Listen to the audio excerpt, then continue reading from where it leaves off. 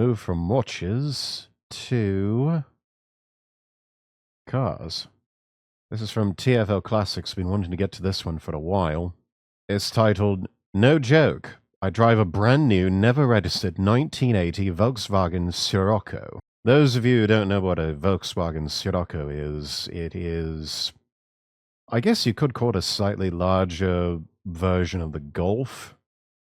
It's actually a really nice car. And honestly, I prefer the Scirocco over the Golf. It's like not quite like a Jetta is more of a saloon version of a Golf. A Scirocco would probably be more like a hatchback Grand Touring version of the Jetta. That would be the way I would describe it. But anyways, this is a car that is 40 years old, over 40, 45 years old now, and it is technically brand new. It has never been registered, and TFL Classics is driving it. Let's take a look. This is a brand new Volkswagen Scirocco from 1981. And I don't mean it's a Scirocco that looks like it's in good shape. This is essentially a brand new car cased. How many miles are on this thing? Under 900 original miles. So genuinely, this car is essentially brand new. It's as new as really any 80s car you're going to find just about anywhere. So this car is a really interesting example, and it actually belongs to Volkswagen of America. And the story behind this car is really interesting. So back in the day, there was a gentleman that ran a series of dealerships. He ran a Volkswagen dealership, and he took delivery of this 1981 Scirocco, and then immediately got a Ford. So he was driving this Ford, so he parked this Scirocco in his parts department and just let it sit. And every year he'd go out and he'd start it up and make sure it would run, and then he would let it sit. And he'd start it up, make sure it would run, and then let it sit. And then eventually he passed away a bunch of years ago, and Volkswagen acquired this car from that gentleman. So what we have here is essentially as new of a 1981 car as you're realistically ever going to find. Yeah, somehow Tommy and I... Look at that. I don't know if that might not be real wood, but still, look at that wood trim. Look at those gauges. This is incredible. And it's just brand new. And yet it's so old. It's like a new old stock car. I love this, chat. I never thought I'd be so smitten with an old VW Scirocco, but here we are. I are fortunate enough that we keep coming across, basically. Look at that. It's not a particularly quick car, because what you see here, the speedometer only goes up to 85 miles an hour. And new 80s cars, because this is not the first time we've had a cool opportunity like this, but anytime... And it's got a CB radio. Chat, late 70s, early 80s, at least in the United States, CB radio was sort of like the Discord chat or the social media of the time. People would get on the CB bands and you just have random strangers chatting with each other. It was something else. Vehicle that has under 1,000 miles. It's a pretty special experience, and the Scirocco's no different. Now, this is a car that I am fascinated with because I think it's one of the best looking cars of the quote malaise era, right? Now, when everyone thinks the Mark I Volkswagen, that's the car that comes to mind, right? The original Rabbit and then Golf and the GTIs. But this is technically the Mark I Volkswagen that a lot of people forgot existed. So, underneath the hood case, we're going to find a transverse 4-cylinder, and kind of walk me through some of the specs on this. Yeah, it's a 1. Some of the details on this car, it kind of looks like an Italian got their hands on the design. 7-liter 4-cylinder with 74 horsepower and 90 pound-feet of torque. So not tons by today's standards, but this car weighs less than 90 pound-feet. So 1.7-liter 4-cylinder with 74 horsepower and 90 pound-feet of torque. So not 74 horsepower for this little car.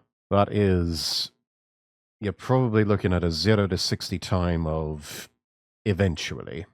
Tons by today's standards, but this car weighs less than 2,000 pounds, so it really doesn't need that much horsepower to keep it motivated. Now this is cool. Look at this. You get all the original stickers and plaques that this car would have had brand new. Yeah. And like all of the bits are all original, right? The radiator, the engine block. So here's the deal with this engine, right? In Europe, they got 1.1 liters through interesting horn there. 1.6s. Here in North America, we got this beautiful little 1.7.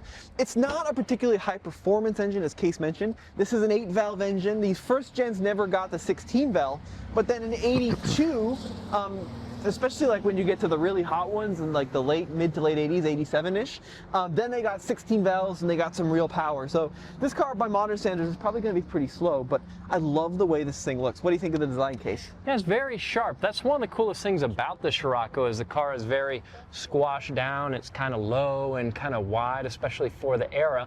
And when you compare it to something like this, and as I this is one of the original VW Golf GTIs, and that one's iconic in its own right. Iconic of a shape as that is, it's much more upright versus this car. So the Scirocco's always been a really cool silhouette. And I love this belt line that looks like it should be a flat line, but then it starts to taper toward the back, which kind of gives it that raked forward appearance. You've got this fastback design. I love the louvers on this one as well. I do. That's so period. They even work with the wiper, which is very cool. And then popping the hatch here, tons of space. Now this was the era of really tall liftovers, but look at all the room back here, Case. Yeah, it's deep, it's wide, there's tons of space in the back. There's enough space there you can put some luggage and go away for a weekend getaway with, say, you know, the wife or the girlfriend. So it is a very usable hatchback.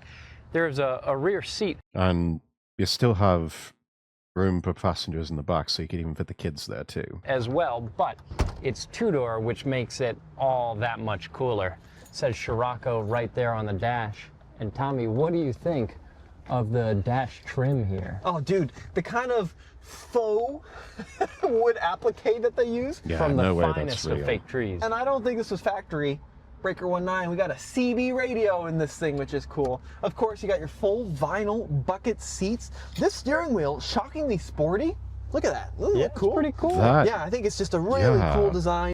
I'm wondering if there was supposed to be a VW emblem there in the center, but that steering wheel, that's a sporty steering wheel right there. That's when you think of a steering wheel in a classic sports car, you think of a shape and materials like that. You got the little Wolfsburg crest in there, or is that the Karmann crest? Someone dropped me a comment below. But very simple dashboard design. I love how it's sort of sunken in. AM/FM stereo with a built-in cassette deck. You're really living large back then if you had that. All oriented toward the driver. So you've got your fan switches, you've got your vent controls, and you've got these teeny tiny buttons for your AM/FM radio. This thing is so cool. It is absolutely dirt simple, and that makes it that much cooler. Should we take it for a spin? I think we have to, Tommy. Yes. So, here's a little go, man, go. You know, this was my dad's first car, was a Scirocco. No, it wasn't. Yeah, it was. Was it really? Yeah. And his brother had a Rabbit. His brother wasn't as cool. This is such a 70s experience. The little... Now, for those of you who don't know, there's like three different cars in this particular family of coupes. You have the Scirocco that they're in there right now. That's the big one. The smaller one was that little VW Golf that we saw there, available as just a regular Golf or as a GTI. And that one that they had there in the car park that they looked over very briefly to was a GTI. And then you had the VW Rabbit. And the Rabbit was a convertible version of the Golf. So just think of that Volkswagen Golf that we just saw with a drop-down soft top on it. For some people, it was considered, you know, a somewhat stylish car. You know, it was the car that Stephanie Zimbalist drove as her motor of choice in Remington Steel. I don't know, it sort of seemed to get a reputation, especially in the 1980s, as a bit of a girl's car. It wasn't really something you drove if you were a man. If you were a man, you went for the Golf GTI or you went for the Scirocco. Those were the cars for the lads. The buzzer. Hey!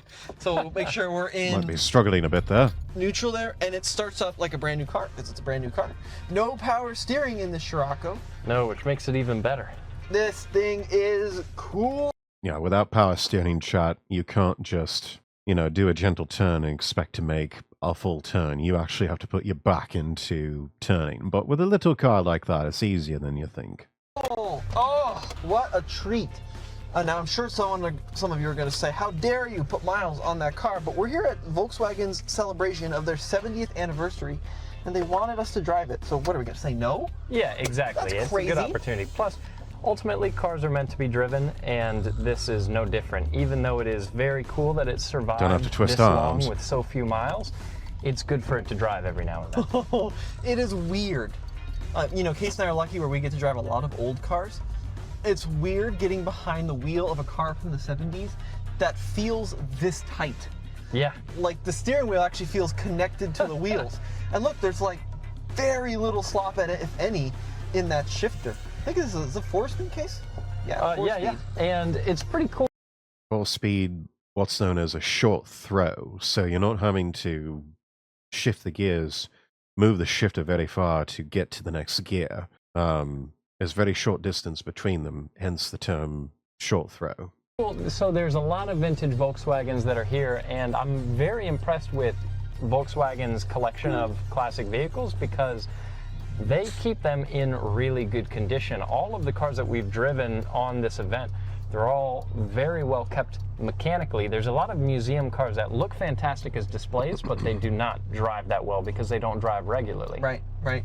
This thing is so rad. Look, there's the original 1981 Scirocco owner's manual. These cars were meant to be driven, even if they do belong in a museum. And gosh, I can think of, that's probably like one of the best jobs ever, being able to take cars like this out, even for just a short run, just to, keep all of the liquids and the lubricants and everything in place, keep it from gelling up and solidifying, and just having a good go with a really good car. That to me would be one of the dream jobs. I mean, imagine getting paid to work at like a Volkswagen museum, and your job is to keep the cars in good order, but also you get to drive them. That seems like that'd be so much fun. So cool. We're green. 81, by the way, the final year of the first gen Scirocco.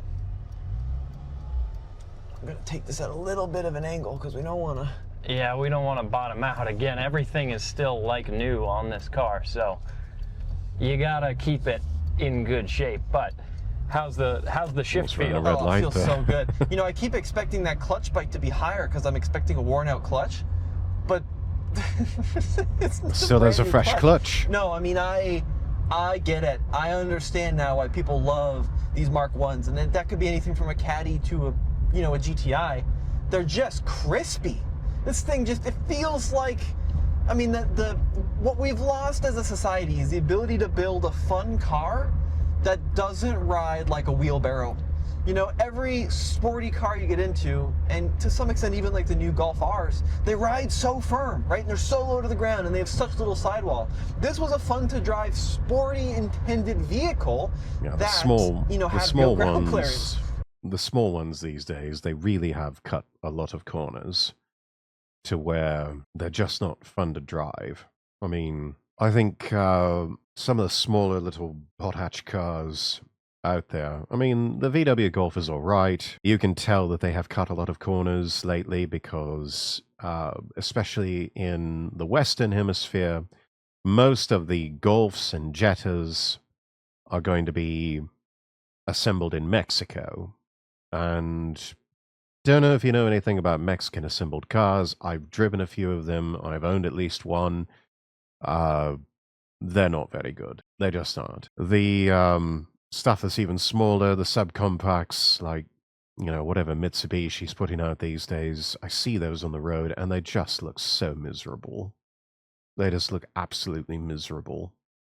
And I'm told that the ride is just as miserable. It is the sort of sad little car that you buy when you don't have a lot of money and you can't really manage anything else in the form of a new car. So that's just sort of what you have to get. And it's just a sad experience. About the only thing in this particular realm that's any good, would probably be the Honda Civics, especially the Civic hatchback. That seems to be the one that everyone tends to gravitate towards, just because it's got a certain level of utility and a certain level of build quality you've come to expect. And then Subaru is still making the Impreza, and that one is at least at last check, still being assembled and built in Gunma Prefecture in Japan. Had a chance to test drive a few of those. They're really good. I do wish they still had a WRX version of the Impreza hatchback, but the WRX has sort of been spun off into its own unique line, but that is still a fantastic car. Ray Idle, welcome in. Thank you for the hydrate and the stretch. There's the stretch. Here's the hydrate. How you doing? If you're in the Discord, feel free to hop in. We've got VCs open for everybody. And has compliant suspension that's not going to beat you up. This is as far as I'm concerned, this is a pretty comfortable car. Well, the other cool thing about this is this car is still very stripped down, simplified, basics, but everything that you need, nothing you don't. And it has a little bit still of that very simple Volkswagen feel you get from the old air-cooled stuff, but it's modern enough, quiet enough, and fast enough that you could drive this on regular modern roads with other modern cars at modern speeds and still be fine. You know, it's interesting. Some days I get into cars in this job, old cars, and say, wow, it's amazing how much cars have progressed. And then you get into something like this and you're like, wow, it's amazing how much cars have not changed at all. Do you want to try driving it? Yeah, I definitely do. Okay, more cool. Here, things you bring it change, back. the more they stay the same. Genuinely, it drives like a modern car. Like the brakes are good, the steering is excellent. That's cool. And it's quiet inside, which is impressive as well, because there's a lot of older Volkswagens that are, of course, very, very simple, very thin doors, which this has got thin doors too. It's not the most amount of sound insulation, but quite a bit more. Yeah, you're going to get a lot of road noise with a car like this.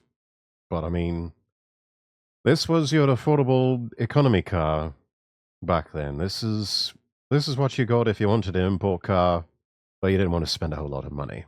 God, it's okay trying to be here every time I see you to give some support. I appreciate it, Ray. Thank you. Then some of the old air-cooled stuff that we've been driving. Put my seatbelt on. 3-pointed seatbelts, yeah. Like, is this a safe car? Absolutely not. But it feels a heck of a lot more substantial than a Type 1 Beetle, right? Yeah, and safer than a VW bus, that's for sure. Because yesterday we were driving a very beautiful VW bus, but it was insane. You're sitting right at the front of the vehicle. This one is you crash it, you're dead. And you're right. Oh, it feels so... The steering is so good. Perfect. Yeah, absolutely. The steering is 100% intuitive. You know exactly what the front tires are doing. You can tell these lads are loving every second of this. I haven't even gotten to the first stop sign, and I'm impressed with that. I like his sunglasses, and, yeah, the too. Brakes feel tight. Everything feels tight. This car is so nice. All the comments will be like, you idiots, of course it feels tight. It's got 857 miles on it. Which is fair. The other comment that we're going to get a lot in the emails that we're going to get is, how much? Yeah. How much is that car? I want to buy it. This car belongs to Volkswagen. They're not going to sell it. No. So don't even bother asking, because we would beat you to it anyway if it was for sale. Listen, it's not fast car, but it's fast enough. Yeah, it is. It goes down the road. I don't actually know how... Cars do not have to be the fastest thing in the world in order for you to have fun with it. You know, you could have the fastest car in the world. You could have something like a Bugatti Veyron. You could have a Pagani Huayra. You could, have the latest and greatest Ferrari or Lamborghini. And, all of that power under the bonnet. And it's no good if you can't put it down. And also, it's no good if it's a frightening experience to try and drive, because some of these performance cars that are out there are genuinely frightening to drive. Like there's I think the lads from Clarkson, Hammond and May had a point about the Porsche 911, I think it was a GT3 or something like that. Genuinely frightening car to drive. Several models from Mercedes AMG. I think James May was the one who said, these were cars that were actively trying to kill you. Whereas, just like a fairly bog standard Porsche 911. Gosh, I'm trying to think some of the other cars that they drove. Oh, there was a fairly base model of of Caterham. No, the Caterham was a good comparison. There was a high-end Caterham Super 7, faster than a Bugatti Veyron, absolutely insane levels of power, and the thing is like driving a go-kart, but with that much power, it is frightening to drive, and unless you really know what you're doing, you will spin out, you will probably even crash it, and you might even die. Whereas May got into a base model Caterham with smaller engine, not as powerful, and yet he had the absolute time of his life. It was so fun to drive. And it was also easier to maintain because things like tires were cheaper because they were smaller.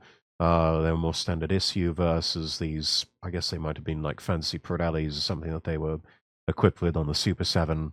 Gosh, there's a whole lot of other things. Not only that, base model was obviously cheaper. So I think the big top tip that he walked away with was, if you want to have yourself a sporty little car that you can still have some fun with, just go with a base model Caterham. It's cheaper, and you have less risk of killing yourself or, ruining your underpants whenever you're thrashing into a corner. How much a car like this is worth? I just don't think there's a lot of comps. No. What do you compare a 0 mile 74 Scirocco to or 81 Scirocco? It's a good question because there's not. It's a purple There's not going to be car. anything else that you could compare it to. To your point, these weren't really cars that people stashed away and preserved in this way, for the most part. These were cars that were used daily and used up in a lot of cases. So you're not going to find another one of these, which is why this is a genuinely really special experience to get to be able to be behind the wheel of, even however briefly, because once again, we do want to. I could probably, if I went back to Britain, I could probably find older iterations of the Scirocco. Maybe not from the 80s, but probably from the 2010s or even the 2000s, quite easily. The Scirocco, they stopped selling it, I think, in the 80s in America. So I have never once seen a Scirocco in the wild in America. I think this would probably be one of the only ones that you would find still in the wild. Kind of maintain its low miles. You want to drive it too far, Yeah, exactly. That's one of the things that's cool, is that it survived as long as it has. So a very brief drive in this very special car, but man, is this amazing. No, it's really, really a great experience. So, folks, let us know what you think of these early Sciroccos. Let us know what you want. Do you want to park it back where we had it, Case? We can grab a thumbnail.